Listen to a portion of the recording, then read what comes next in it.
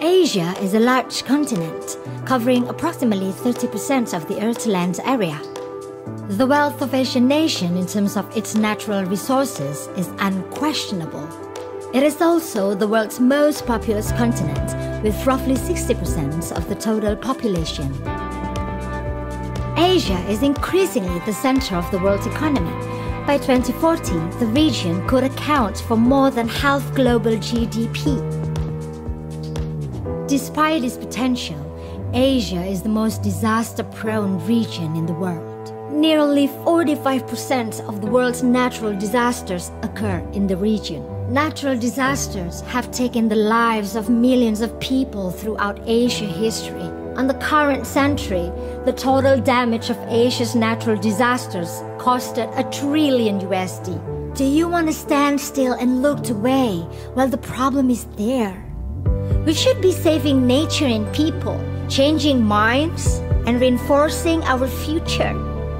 In order to make that happen, the solution can't be done by itself. It needs to involve the government, academician, industry, community, and media. The impact of natural disasters are complex and have continuing effect. Thailand flood 2011, for instance, the economy was broadly affected, experiencing temporary halts in some production sectors. This reinforced the negative impact on exports from the global economic slowdown, further undermining private sector confidence. The major causal sequence that caused by natural disasters require us to be aware and prepare as a whole. Therefore, we need to build a bridge. We need to tumble down walls. We need to collaborate and integrate. We want to make the connection works. How to work it out? Through this event, we are inviting stakeholders from all over the world to participate in disaster risk reduction. Adexco will deliver an international scale exhibition, high-level conference, education program, and joint exercise. Disasters affected a lot of things.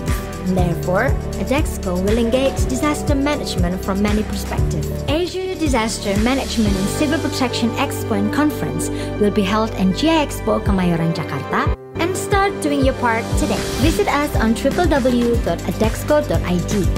Take a chance, make a change.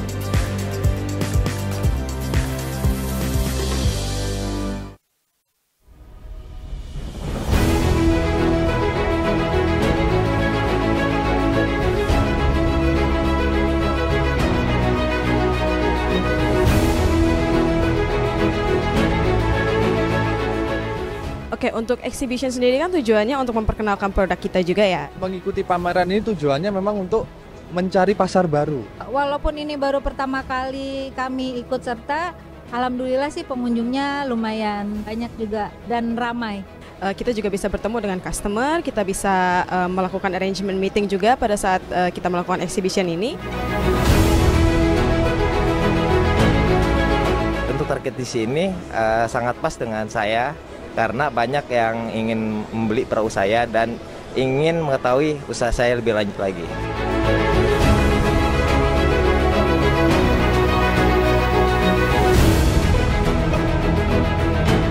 Semoga sukses selalu. Adexco 2024, nyala bangku.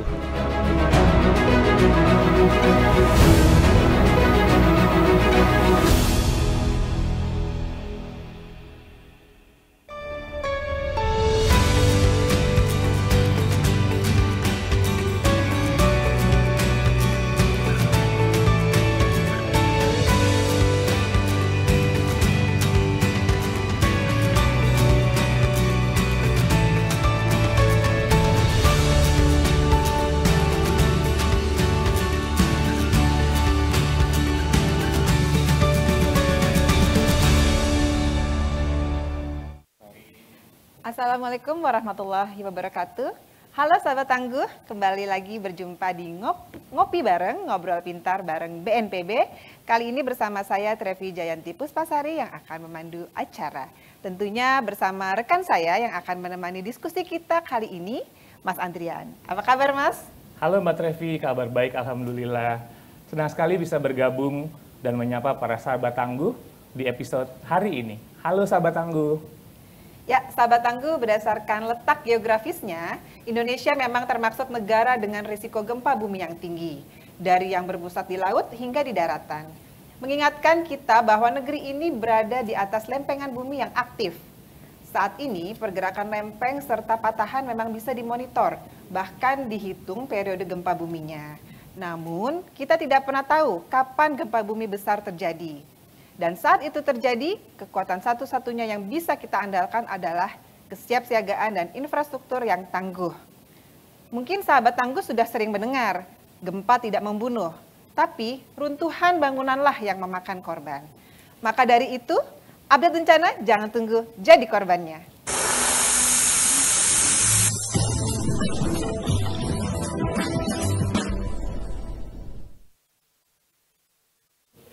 Ya, sahabat tangguh, kita semua tahu bahwa infrastruktur memiliki peran vital dalam mendukung ketangguhan suatu wilayah terhadap bencana. Tapi tantangannya, bagaimana kita memastikan bahwa pembangunan infrastruktur di Indonesia tidak hanya kuat secara fisik, tapi juga adaptif terhadap risiko bencana sekaligus ramah lingkungan. Betul sekali Mbak Trevi. Inilah kenapa ngopi bareng kali ini begitu penting, yaitu tema ngopi bareng kali ini begitu penting, yaitu solusi infrastruktur tangguh bencana dan ramah lingkungan. Kita akan gali lebih dalam bagaimana merancang, membangun infrastruktur yang tidak hanya tahan gempa, banjir dan longsor, tapi juga memperhatikan kelestarian lingkungan dan kebutuhan masyarakat lokal. Ya. Nah, untuk membahas topik ini, kita sudah kedatangan narasumber-narasumber luar biasa yang berperan penting baik dari sisi perencanaan, pelaksanaan, hingga pemulihan infrastruktur pasca bencana. Saya akan memperkenalkan satu persatu dari yang paling dekat dengan saya. Ada Bapak Insinyur Sutaji Yuwasdiki di Plieng. Beliau merupakan Prekayasa Ahli Madya Direktorat Bina Teknik Bangun Gedung dan Penyihatan Lingkungan ya Pak ya, atau BTPGPL dari Kementerian Pekerjaan Umum, yang nantinya akan berbagi pandangan teknis tentang keandalan bangunan dan standar ketangguhan terhadap gempa serta bencana lainnya. Apa kabar Bapak? Baik, selamat pagi Bu. Baik, kabar baik Bu. Ya. Berikutnya hadir juga bersama kita Ibu Ati Setiawati SHMA yang mewakili Direktur Pemulihan dan Peningkatan Fisik BNPB. Beliau akan menceritakan atau berbagi informasi perspektif strategis tentang bagaimana BNPB mendorong pemulihan infrastruktur yang tidak hanya membangun kembali tapi juga membangun lebih baik atau biasa kita kenal dengan build back better, serta pengalaman di lapangan selama ini terkait kerusakan bangunan yang rentan terhadap gempa bumi. Apa kabar Ibu? Sehat Ibu? Baik, Alhamdulillah. Selamat pagi Mbak Trevi. Selamat pagi sahabat tangguh. Dan yang tak kalah menarik nih Mbak Trevi, kita juga akan mendengar pengalaman dari Ibu Septiana Manulang. Saya manggilnya Kak Ana ya, Ana. Head of Development dari Happy Hearts Indonesia, sebuah NGO yang memiliki visi membangun sekolah-sekolah dan sekolah-sekolahnya ini dibangun dengan bahan-bahan yang tahan gempa, ramah lingkungan di daerah yang ada resiko terhadap ancaman bencana. Betul gitu? Selamat pagi Bu. Selamat pagi Kak Adrian, betul sekali. Ya, sebelum kita mulai ngobrol-ngobrolnya Mas Andrian, kita minum dulu, udah ada teh dan kopi. Silahkan. Ayo Bapak Ibu sekalian silahkan diminum. Ya, sih.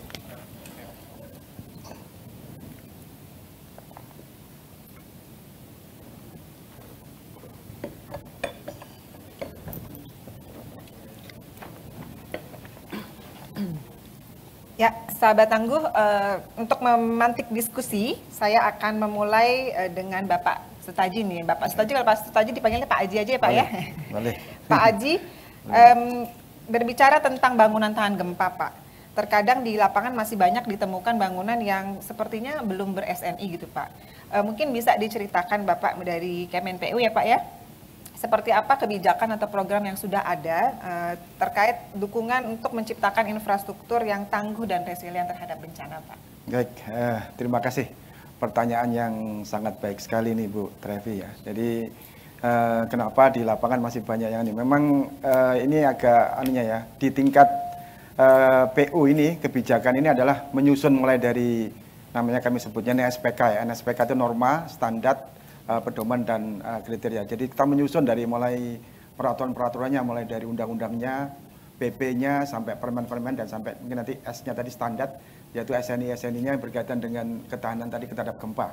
Namun dalam aplikasinya, pelaksanaannya nanti standar tadi semuanya ini ada dilakukan bangunan gedung direncanakan oleh suatu lembaga atau suatu individu atau suatu yang konsultan sebagai perencana, dan nanti minta izinnya itu ke dinas di daerah. Jadi ada suatu lagi yang tempat yang untuk bisa memberikan izin suatu bangunan sudah memenuhi kriteria standar atau belum dan sebagainya, itu ada di dinas PU atau PUPR ya. Tapi itu bukan di dalam Kementerian Kementerian PU, karena sudah ada di Kementerian Mendagri ya. Jadi beda anunya, sehingga bapaknya yang menukan sama yang ininya beda gitu ya. Jadi sehingga di situ ada sedikit kadang-kadang ada slack yang tidaknya, dan termasuk juga untuk masyarakat ini yang kadang-kadang masyarakat ini juga belum bisa mengikuti yang tingkatan-tingkatan standar-standar itu ya.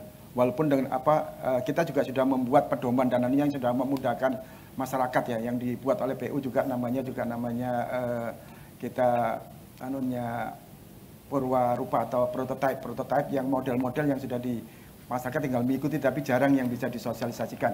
Karena dalam sosialisasinya PU ini hanya di tingkat-tingkat yang tingkatan ya, konsultan profesional, perguruan tinggi, dan hanya tingkat tinggi ya. Dan mungkin ke bawah lagi ke masyarakat ini mungkin ada lagi dari pihak dinasnya yang lebih ke bawah lagi untuk bisa mensosialisasikan ke masyarakat yang lebih rendah. Ini yang ada slack yang memang, sehingga masih banyak bangunan-bangunan yang tidak memenuhi standar yang sudah digariskan oleh Kementerian PU ya sebagai pembina teknisnya secara nasional. Ini yang juga ada yang kurang bisa berjalan. Mungkin, ya. Itu pengawasannya apakah dilakukan bersama gitu Pak? Ya. Artinya Kemen PU juga melakukan sampai ke pengawasan atau hanya pembinaan saja ya.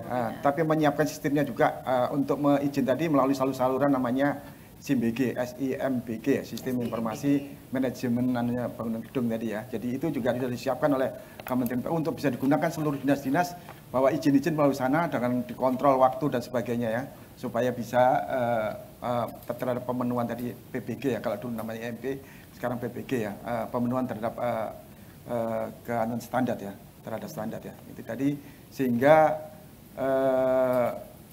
maksudnya adalah Pak Kementerian PU ini ingin ikut mengawasi pelaksanaan pemberian izin di daerah itu terpusat satu pintu, sehingga waktunya maupun standarnya bisa dipantau secara nasional gitu. Jadi pengawasannya bisa dibantu dengan SIMBG tadi SIMBG Pak ya, tadi di pusat ya, sehingga mudah-mudahan sehingga untuk masyarakat yang belum diberikan pedoman-pedoman yang sudah tinggal mengikuti saja sebenarnya, yang bangunan RTG yang standar tahan gempanya sudah secara konvensional bisa, ataupun RTG dari inovasi-inovasi yang sudah diciptakan oleh PU untuk bisa diikuti oleh masyarakat, seperti yang sudah dikenal masyarakat itu adalah RISA dan sebagainya. Oke, RISA itu mungkin boleh diingatkan Pak atau dikenalkan kembali RISA itu apa kepada sahabat Tangguh? RISA itu rumah instan sehat, rumah instan sehat ya. Jadi itu yang dengannya termasuk ada Ruspin dan sebagainya, semua itu adalah inovasi-inovasi yang sudah dilakukan oleh PU.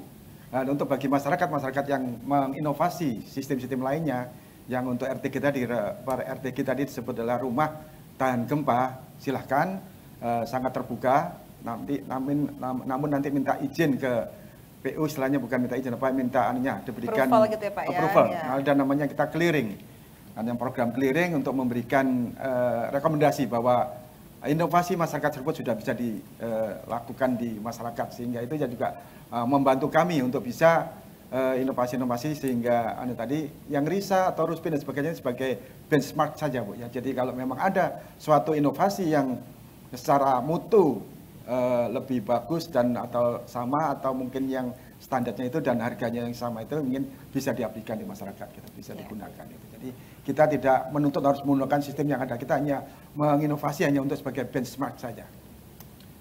Terima kasih nih Pak atas jawabannya, baik sekali tuh. Berarti dari PU juga sudah melakukan ada evaluasi, lalu lanjutannya jika memang evaluasinya memenuhi standar itu juga ada rekomendasi gitu Pak ya. Gitu. Ya mungkin selanjutnya saya ingin ke Bu Ati nih Bu. Ya, Kalau kita melihat dari dua kejadian gempa besar ya Bu ya, dari Cianjur, lalu juga ada kejadian di Bengkulu, tentu ada pelajaran yang kita bisa, mungkin kita bisa menjadi pelajaran bersama.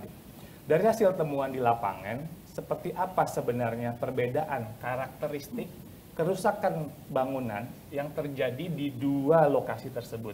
Pertanyaan pertama itu Bu. Terus, apakah ada pola atau catatan penting yang bisa menjadi bahan evaluasi ke depan gitu, terkait dari struktur bangunan ya Bu ya. Lalu dari data yang ada nih Bu, karena korban di Cianjur jauh lebih banyak daripada di Bengkulu. Ya. Silakan Bu tanggapannya. Baik, terima kasih atas pertanyaannya.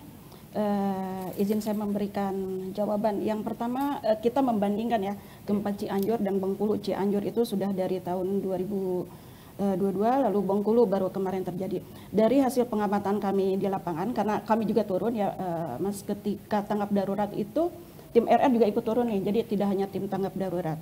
Di hasil pengamatan kami di lapangan, jika dilihat dari segi penyebab gempanya dulu mungkin ya, yang Cianjur ya, Cianjur ini adalah gempa darat ya, kedalamannya juga hanya 10 km.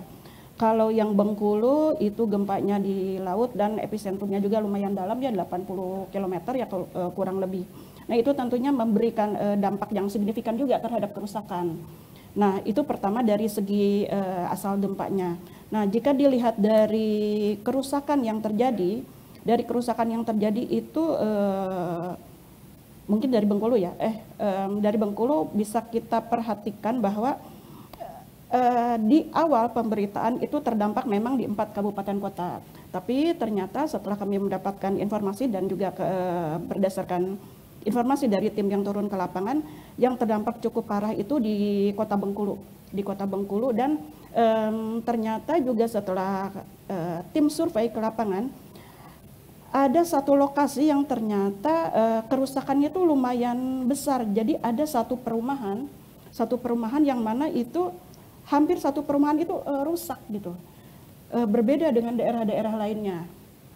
Nah dari hasil koordinasi tim bisa disampaikan bahwa informasi awal ya, karena belum ada informasi lagi sampai sekarang, ternyata di perumahan tersebut sebelumnya itu adalah daerah rawa-rawa gitu. Berikutnya informasi yang kami dapatkan bahwa jika dilihat dari segi ilmu teknik sipil ya Mas, bisa dibilang ada sedikit ini ya, mungkin gagal konstruksi seperti itu. Jadi mungkin itu menjadi perhatian ke depannya juga. Berikutnya jika dilihat dari segi korban ya, Cianjur itu permukimannya sangat padat, beda dengan di Bengkulu.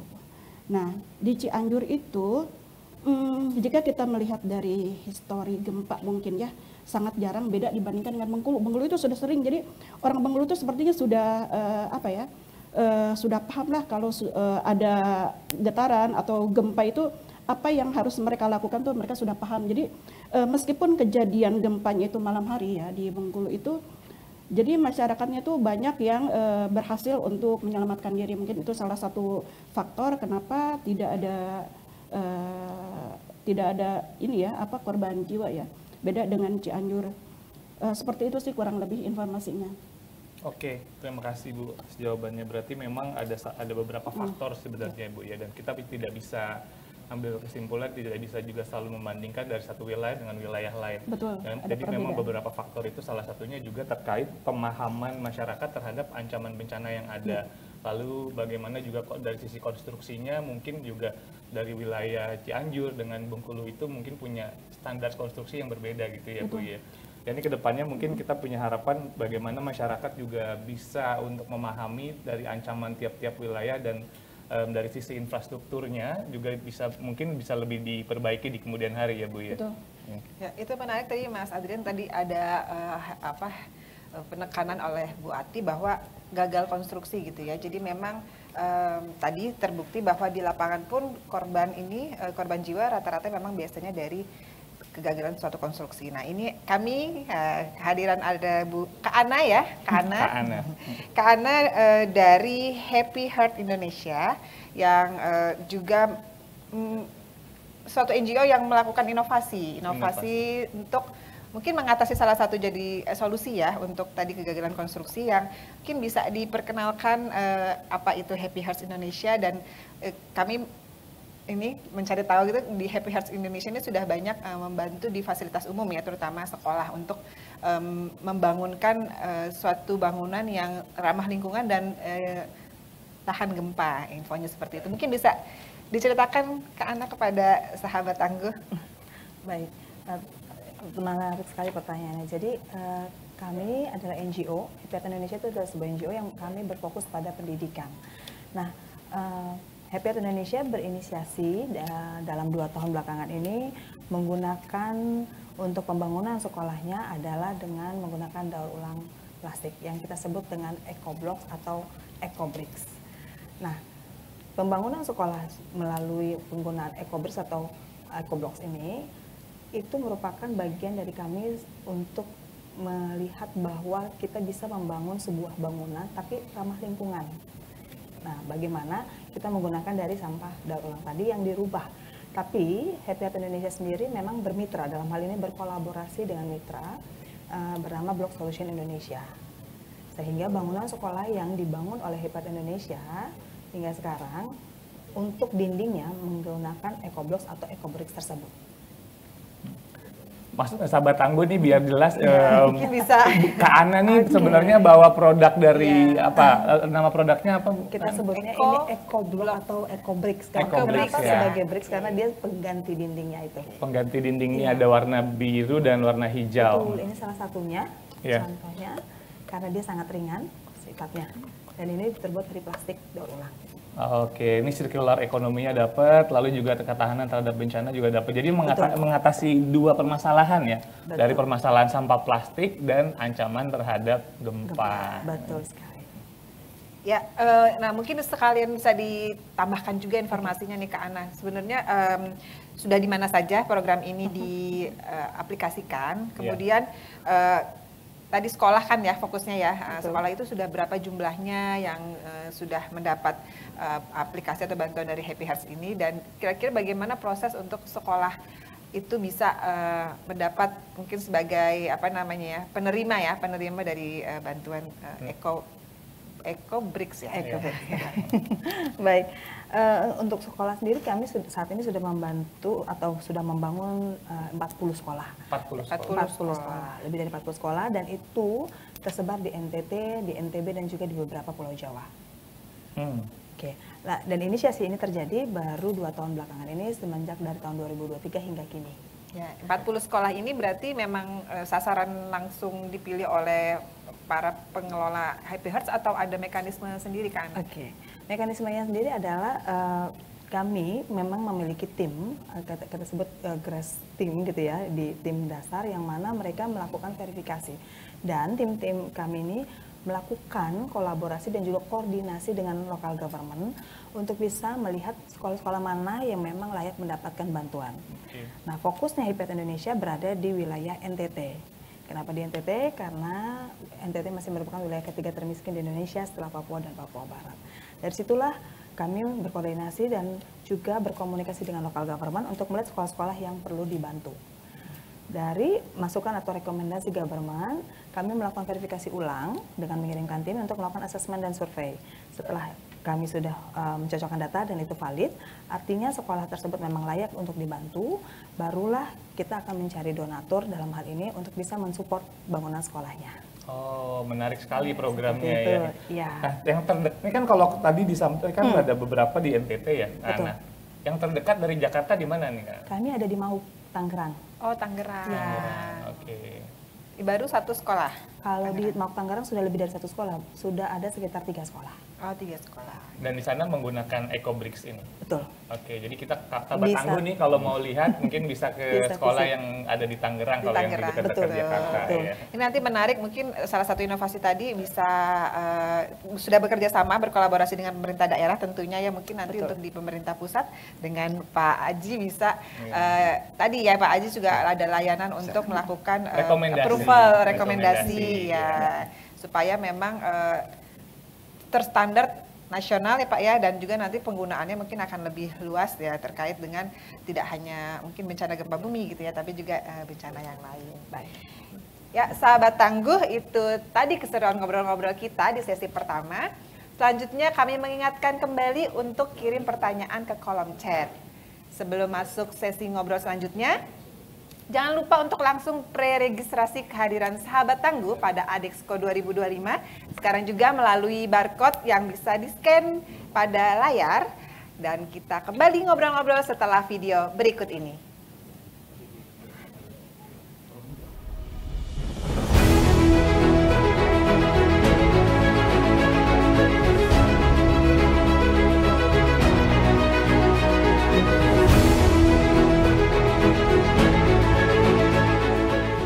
Oke, untuk exhibition sendiri kan tujuannya untuk memperkenalkan produk kita juga ya? Mengikuti pameran ini tujuannya memang untuk mencari pasar baru.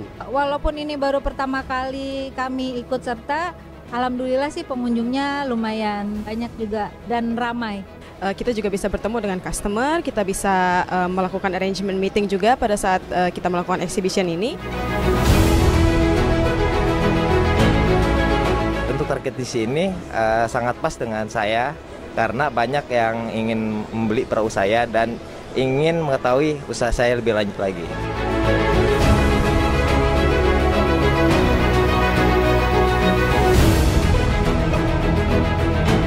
Semoga sukses selalu. Adexco 2024, nyala bangku.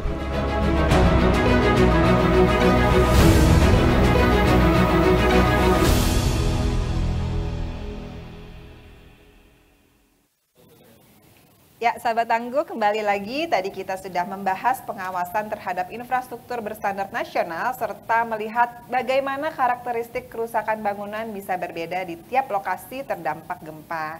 Serta bagaimana kepedulian memacu informasi kreatif, ya, inovasi kreatif yang berdampak besar untuk pengurangan risiko bencana. Hal-hal seperti ini tentu memberikan banyak pelajaran yang sangat berharga. Dan tidak hanya untuk kita Indonesia, tapi juga jadi pembelajaran di tingkat global. Nah, dalam konteks berbagi pengalaman dan memperkuat kerjasama antar negara, saat ini satu forum yang menjadi wadah kolaborasi tingkat Asia, yaitu Adexco, Asia Disaster Management and Civil Protection Expo and Conference.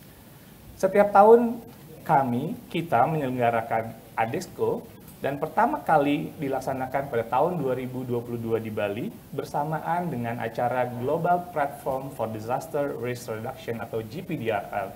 Adexco ini bukan hanya sekedar forum, tapi juga wadah untuk berbagi pengalaman dan memperkuat respon darurat lintas negara. Ya, Mas Adrian, kalau dilihat forum seperti Adexco ini tentu membuka ruang besar untuk berbagi praktek-praktek baik dari berbagai negara ya. Betul. Tapi tentu sebelum kita berbagi ke dunia, kita juga harus memastikan bahwa upaya di dalam negeri sudah kuat, terutama dalam membangun infrastruktur yang benar-benar tangguh terhadap bencana, terutama juga inovasi-inovasi di dalam negeri ya. Betul.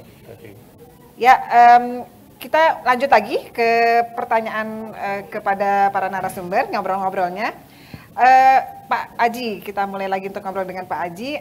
Kira-kira bisa diceritakan Pak, keberhasilan dan pencapaian apa yang sudah dilakukan oleh Kementerian PU, khususnya di tempat Bapak di BTPGPL ya, untuk membangun infrastruktur yang resilient dan juga ramah lingkungan Pak. Baik, terima kasih Bu. Jadi apa yang sudah dicapai mengenai kebencanaan ini ya, mengenai terutama bahaya gempa ini, bahwa bagaimana kita menciptakan infrastruktur yang resilient terhadap gempa tadi. Dari tingkatan kebijakan tadi sudah membuat suatu mulai dari penyiapan peraturan-peraturannya, perundang-undangannya, sampai SNI-SNI-nya yang berkaitan dengan ketahanan gempanya, juga bagaimana meretrofittingnya dan sebagainya, secara aturan ASEAN-nya bagaimana itu sudah disiapkan semuanya.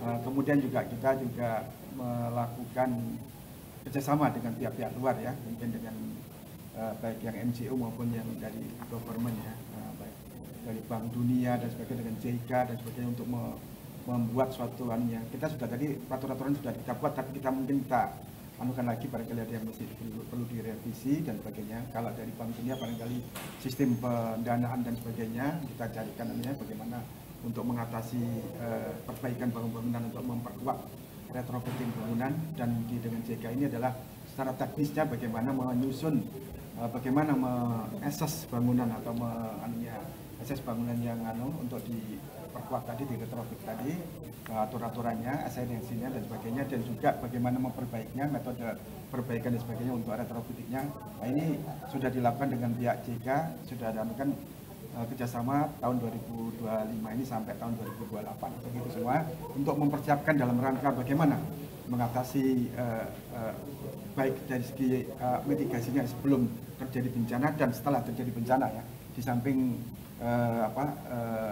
yang dilakukan oleh PU itu untuk kebencanaan selalu melakukan ada satgas-satgas khusus yang untuk menangani kebencanaan yang bekerjasama dengan BNPB yang selama ini sudah bekerjasama mulai sejak dari asesmen bangunan, kerusakan bangunan sampai retrofitting atau rekonstruksinya ya. Itu semuanya dilakukan bersama juga dengan BNPB yang selama ini kita lakukan. Itu banyak sekali ya, di ini daerahnya. Luar biasa sekali dari cerita Pak Aji bahwa memang sangat erat ya keterkaitannya, kolaborasinya antara PU dengan BNPB gitu ya, terkait dengan kebencanaan, dan juga para NGO, serta juga melibatkan tidak hanya di dalam negeri tapi juga luar ya Pak ya, banyak kerjasama dengan luar, mengadopsi supaya memang lebih teruji ya Pak ya dari berbagai masukan untuk mendapatkan metode yang paling tepat bagaimana infrastruktur di Indonesia baik yang sudah terbangun maupun akan dibangun itu bisa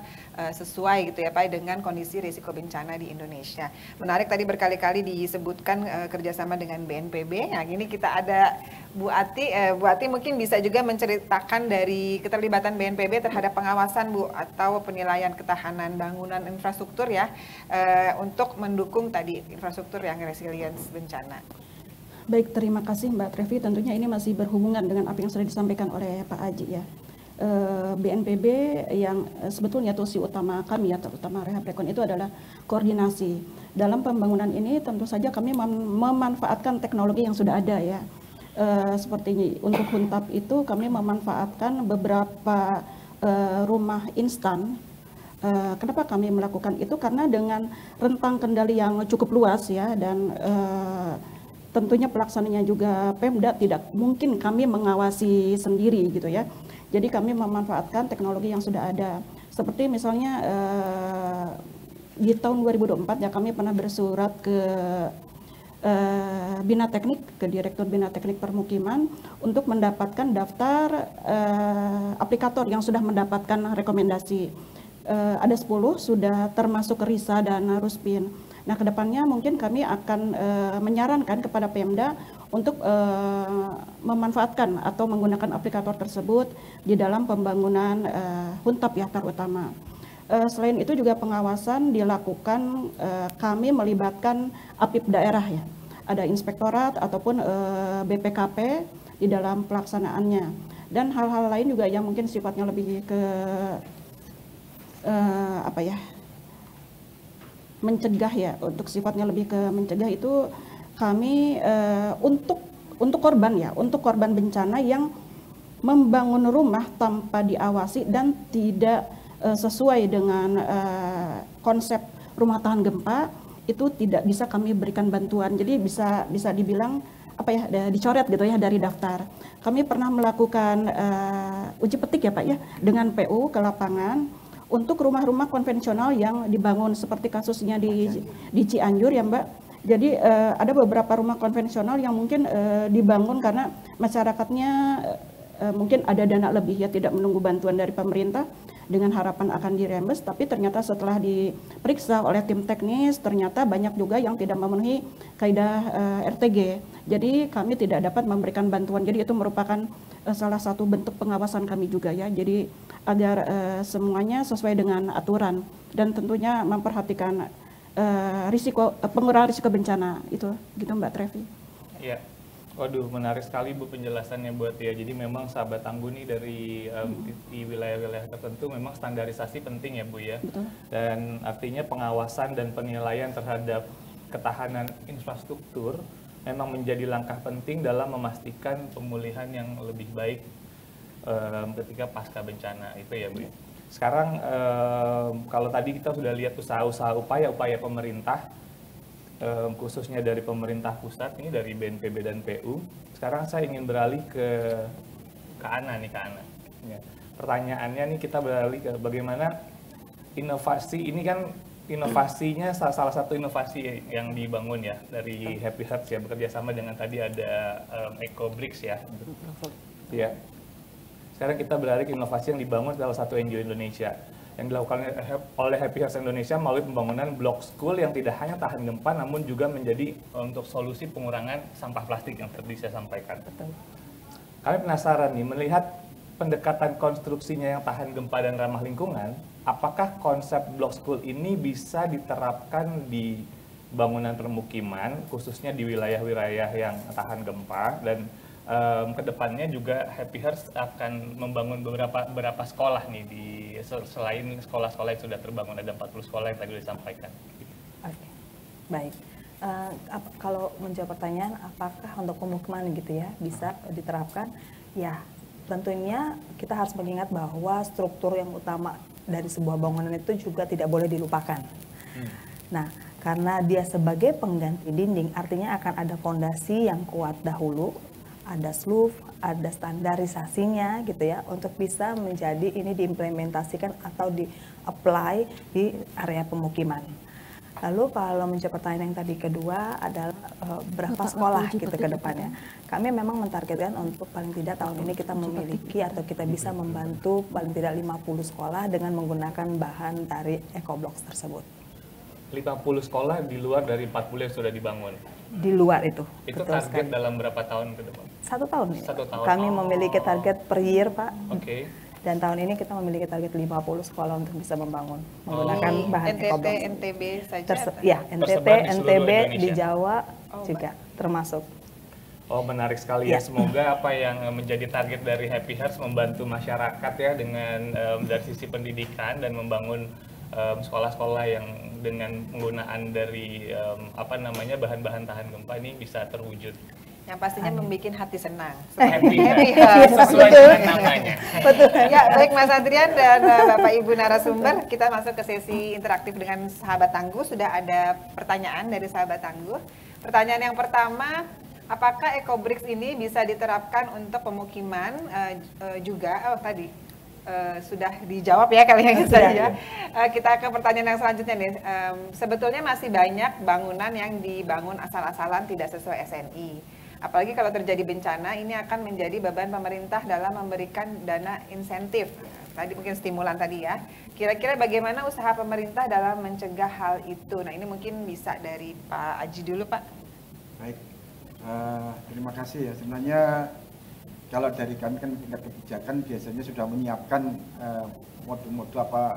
model-model rumah sederhana yang tahan gempa itu ya, yang bisa diikuti sebagai pedoman untuk pembangunan rumah. Yang ini mungkin sosialisasinya aja mungkin diperluas lagi untuk kami sarankan dari dinas-dinas di daerah untuk bisa mensosialisasikan modul-modul rumah-rumah yang sudah ya, baik konvensional maupun yang tadi, apalagi yang sudah RTG yang sudah jadi semacam inovasi riset dan sebagainya tadi ya. Yang kalau masyarakat masih sukanya yang konvensional ini, yang konvensional sudah dipersiapkan. Dan juga tadi yang untuk rumah-rumah pembangun pengembang dan sebagainya, real estate dan sebagainya, untuk rumah sederhana 1 lantai juga sudah ada namanya tadi prototype yang sudah disahkan oleh Menteri PU untuk bisa dilaksanakan nantinya di daerah, sehingga itu bisa diikuti saja. Itu juga sudah memberikan kontribusi yang bagus bagi masyarakat untuk bisa membangun, mengikuti saja apa yang sudah digariskan di dalam ini. Ini yang suka tidak diikuti. Jadi masyarakat membangun hanya meniru, ingin bangunan tembok pasangan bata tapi tidak tahu teknologinya sehingga kelihatan bagus, padahal itu berbahaya sekali. Dia mengutamakan tampilan tapi tampilannya bagus ya, ini tapi dengan yang teknologi yang asal-asalan. Padahal itu sederhananya aja antara bangunan dan gampang dengan tidak itu sebenarnya sedikit saja. Masyarakatnya sudah hampir sama, terutama di sambungannya, dan itu sudah ada detailnya yang sudah kita buat, yang sudah tinggal diikuti saja itu ya. Yang itu yang kurang diperhatikan oleh masyarakat. Bagaimana dindingnya ada angker-angker dan sebagainya yang kurang diikuti.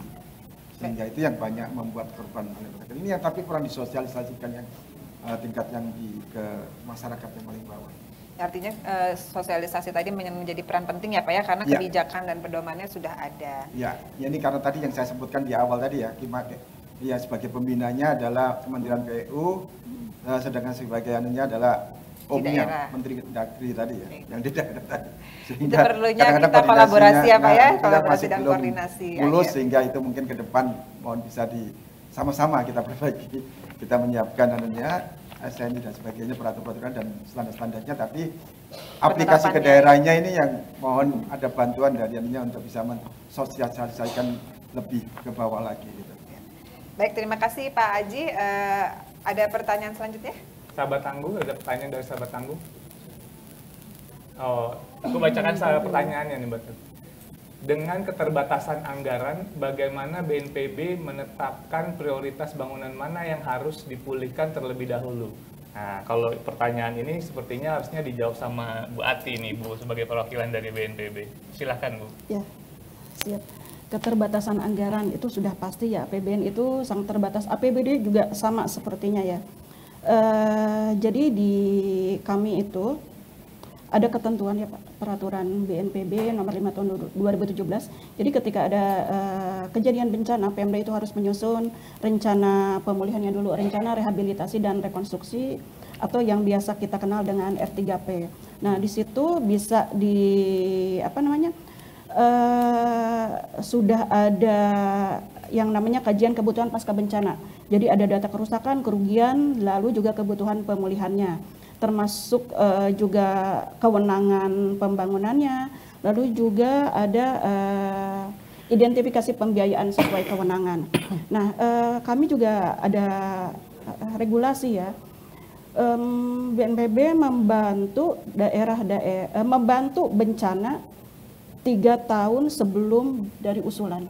Jadi misalnya kalau tahun ini ada Pemda yang mengajukan usulan, kita lihat itu bencana tahun kapan ya. Kenapa kami melakukan hal itu? Tentunya pertama ya karena keterbatasan APBN itu sendiri. Lalu berikutnya adalah dengan anggapan kalau misalnya ada selagi 3 tahun itu misalnya tidak diupayakan apa-apa oleh Pemda, berarti sebetulnya Pemda sendiri tidak menaruh prioritas terhadap itu gitu ya.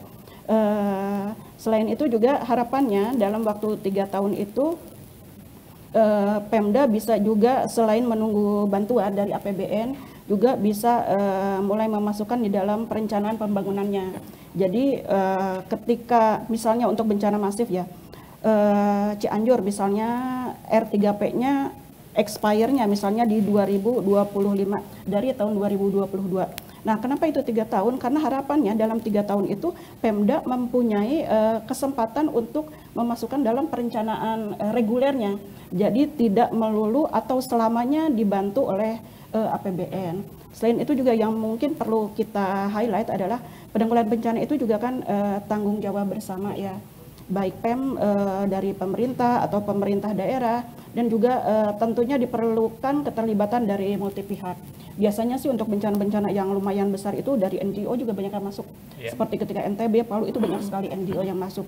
Beda dengan yang bencana yang mungkin sifatnya kayak ini ya, lokal ya, misalnya itu hanya di satu daerah ada satu jembatan rubuh, ya udah itu mungkin ditanggulanginya oleh Pemda atau mungkin bisa juga mengajukan ke BNPB lewat dana hibah, tapi tetap dengan patokan itu bencana tahun kapan. Jadi kalau yang sudah lama-lama kami cut gitu. Tidak semuanya kami akomodir, jadi tetap ada tahunnya juga. Terima kasih Bu atas jawabannya. Jadi tidak melulu harus ke pemerintah pusat, pemerintah daerah ini harus proaktif juga ya Bu ya. Betul. Untuk menyampaikan dari prioritas-prioritasnya mana yang ingin diselesaikan secara lebih cepat gitu ya. Mungkin ada pertanyaan lain buat Trevi, silakan. Ada pertanyaan satu lagi nih. Banyak NGO hadir sebatas proyek jangka pendek. Apa jaminan bahwa Block School bukan hanya proyek instan yang tidak memiliki sistem pemeliharaan jangka panjang? Gimana nih, Kak Ana nih? Baik, menarik sekali pertanyaannya. Oke, kalau menjawab pertanyaan bukan hanya proyek instan yang tidak memiliki sistem pemeliharaan jangka panjang, itu berbeda dengan Happy Heart Indonesia tentunya. Kenapa? Karena kami setelah melakukan pembangunan Block School akan melakukan pendampingan 3 tahun berturut-turut. Itulah gunanya untuk kita bisa melakukan monitoring dan evaluasi terhadap program Block School tersebut. Untuk bisa memastikan juga bahwa sekolahnya bisa menjadi sekolah yang sustain dan dia dapat berkelanjutan dan serta menjalankan fungsinya di masyarakat. Iya. Jadi bukan hanya dibangun ini, lalu jadi ada pendampingan selama 3 tahun. Dipantau, dimonitoring, dievaluasi termasuk di dalamnya, sehingga kami pun juga bisa memberikan laporan impact report kepada para donatur kita untuk bisa memastikan sekolahnya bisa berjalan dengan lebih baik lagi dan sustain. Balik lagi sesuai dengan namanya Happy Heart. Jadi semuanya harus happy. Semuanya harus happy, ya, harus pendananya ya. harus happy. Dan penerima manfaatnya harus penerima manfaat, betul happy. sekali. Ya. Oke, masih ada pertanyaan sahabat tangguh? Oke, ini masih ada pertanyaan kayaknya sahabat tangguh, banyak nih yang mau bertanya nih buat Trevi. Karena ini relate banget dengan keseharian kan, kita semua tinggal di suatu bangunan tentunya kan. Jadi ketika kita semua tahu bahwa Indonesia gempa itu di mana-mana ya. Temanya menarik soalnya, temanya menarik. Apalagi kalau terkait ngebangun mandiri nih ya, di rumah-rumah masing-masing itu kan juga kita ya membangun ya bangun aja. Betul.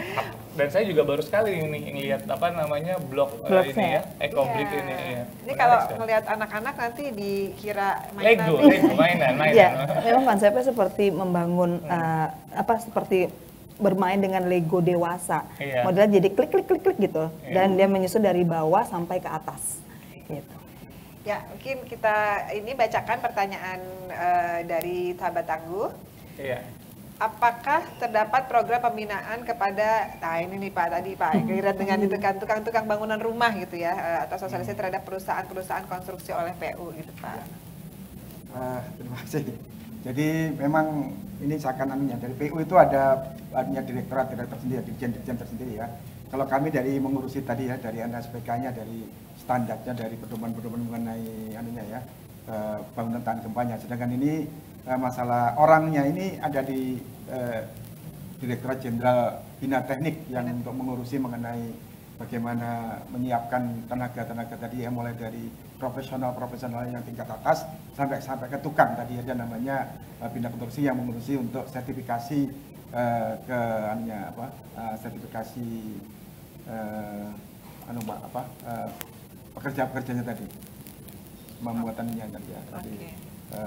Kualifikasi sesuai dengan yang dipersyaratkan gitu. Jadi benar-benar dari hulu sampai hilir intinya gitu ya Pak ya, dari kebijakan. Tapi memang beda direktur ya. Direktur Jenderalnya. Jadi yang Cipta Karya ini anunya membangun gedung, yang itu adalah mengurusi bagaimana menyiapkan orang-orang tenaga kerjanya bersertifikat sesuai dengan yang dibutuhkan, sesuai dengan keperluan untuk mendukung Direktorat Jenderal Cipta Karya, Bina Marga maupun sumber daya air. Ya. Jadi itu semua dalam anunya Bina Konstruksi ini, yang dalam mengkonstruksi bangunannya itu di Direktorat Jenderal yang terpisah. Ya. Tapi masih dalam anunya urusan PU juga. Baik.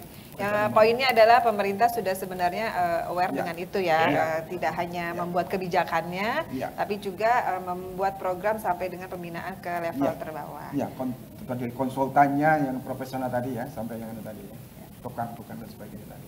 Masih ada satu pertanyaan? Ada satu pertanyaan terakhir nih Mbak Trevi, silakan ditanya. Sampaikan.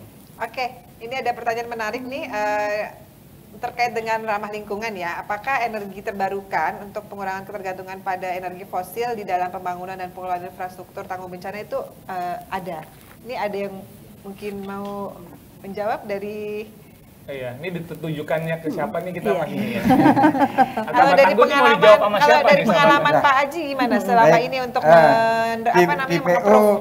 di PU juga ada namanya bangunan gedung hijau BGH ya. Jadi itu yang masalah bagaimana kita mengurangi energi fosil ini ya dengan membuat bangunan gedung, karena bangunan gedung ini menyumbang polusi udara yang cukup besar juga ya dalam hal ini energi gas rumah kaca GRK ya, gas rumah kaca ini juga sangat besar. Makanya ada BGH yang untuk bisa bagaimana menurunkan emisi-emisi yang ini dengan menggunakan bahan-bahan yang terbarukan, termasuk semennya bagaimana menggunakan yang hemat energi dan sebagainya, terus masuk bagaimana menggunakan AC-nya jangan menggunakan yang mengandung lingkungan ya, yang tidak mengandung merusakkan ozon dan sebagainya ya. Juga menggunakan tenaga listrik yang bisa mengurangi tenaga seperti cahaya, angin dan sebagainya bisa digunakan yang energi baru termasukkan yang tidak non fosil ya, tidak menggunakan energi fosil. Solar panel dan ya, itu sudah dimasukkan dalam kebijakan walaupun belum, kalau bangunan negara sudah diwajibkan, tapi untuk bangunan masyarakat masih belum wajib, masih sukarela ya. Tapi nanti kedepannya bisa wajib semuanya. Tapi untuk ukuran luasan yang lebih dari tertentu sudah diwajibkan. Untuk bangunan negara itu yang lebih dari 5.000 sudah wajib menggunakan tadi bangunan gedung hijau. 5.000 watt maksudnya Pak? 5.000 meter persegi. Oh, 5.000 meter persegi. Itu sudah wajib. Terus untuk bangunan swasta itu yang lebih dari 50.000 dan sebagainya itu sudah diwajibkan. Tapi yang lainnya masih belum wajib. Nah, tapi nanti kedepannya ada kemungkinan ada kebijakan yang lebih lagi. Di semua kan bisa diwajibkan gitu. Iya. Karena ini sudah kebutuhan ke depan bagaimana bisa mengurangi emisi dunia ini supaya tidak mengganggu lingkungan kita. Jadi menggunakan energi non fosil ya. Ya. Nah, sahabat Tangguh itu baik sekali jawabannya Pak. Berarti negara sudah hadir untuk menggunakan energi terbarukan ya Pak dan mengurangi ketergantungan terhadap energi fosil. Nah, sahabat Tangguh, silakan Mbak Trevi. Iya, tidak terasa ya sahabat Tangguh, kita sudah berada di penghujung acara. Dari ngobrol-ngobrol tadi kita belajar bahwa membangun infrastruktur yang tangguh bencana itu dan ramah lingkungan bukan hanya soal teknis konstruksinya saja, tapi juga soal kolaborasi. Komitmen mendukung karya-karya inovatif, terutama buatan anak bangsa, hingga keberpihakan terhadap keselamatan masyarakat, mulai dari peran pemerintah pusat seperti BNPB dan Kementerian PU, sampai inisiatif masyarakat dan organisasi seperti Happy Hearts Indonesia. Semuanya menunjukkan bahwa kita bisa bergerak bersama untuk menciptakan lingkungan yang lebih siap menghadapi risiko. Semoga obrolan hari ini memberi banyak pengetahuan dan inspirasi bagi kita semua. Jangan lupa juga untuk hadir di Adexco tahun 2025 pada tanggal 10 sampai 13 September 2025. Yuk, sahabat Tangguh, pre-registrasi sekarang juga. Jangan lupa di-scan barcode-nya di dalam ini, di bawah sini.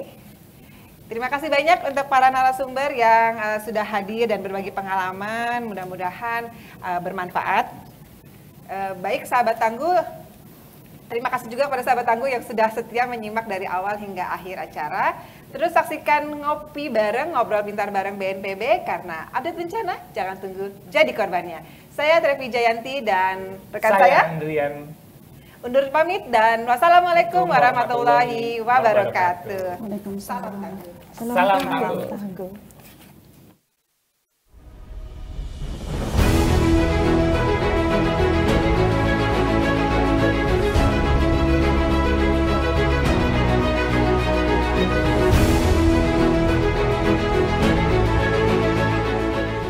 Oke, untuk exhibition sendiri kan tujuannya untuk memperkenalkan produk kita juga ya? Mengikuti pameran ini tujuannya memang untuk mencari pasar baru. Walaupun ini baru pertama kali kami ikut serta, alhamdulillah sih pengunjungnya lumayan banyak juga dan ramai. Kita juga bisa bertemu dengan customer, kita bisa melakukan arrangement meeting juga pada saat kita melakukan exhibition ini. Untuk target di sini sangat pas dengan saya karena banyak yang ingin membeli produk saya dan ingin mengetahui usaha saya lebih lanjut lagi.